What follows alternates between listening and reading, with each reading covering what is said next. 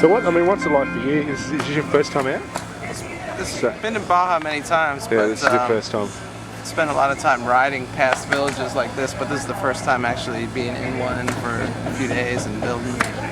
And it's just unbelievable, especially seeing the teams working. We were just talking about it before, how it doesn't take that much.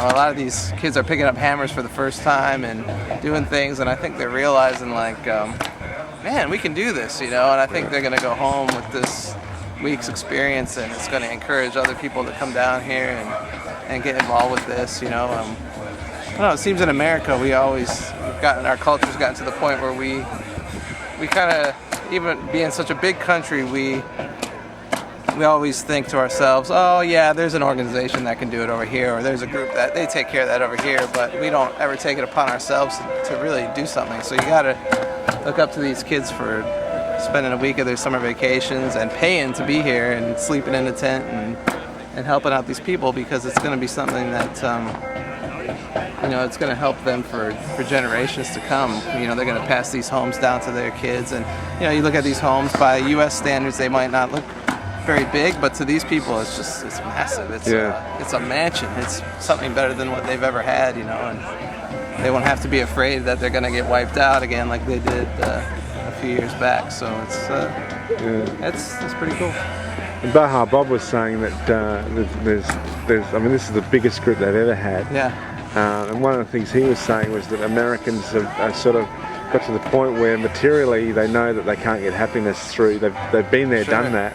Sure. And by giving back to the community, they just sort of find that's where you get real happiness. Well, it does. It brings a fulfillment, and I think that's how it's all part of God's plan. In the Word, He instructs us to help the poor, the widows, be a father to a fatherless.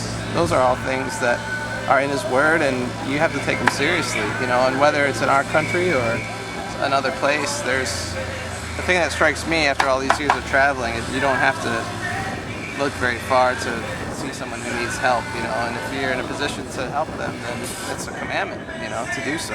So. It's cool, and you look at this from humble beginnings is a great work is starting here,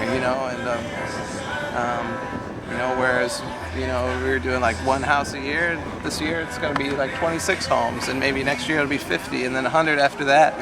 But it's not just so much about building homes and going there and saying, oh yeah, we built a home, now we feel good about ourselves. It's not that at all. There's a spiritual principle behind it that God honors, and there's so much other things going on just besides building a home. These people are experiencing the love of Christ from other believers, and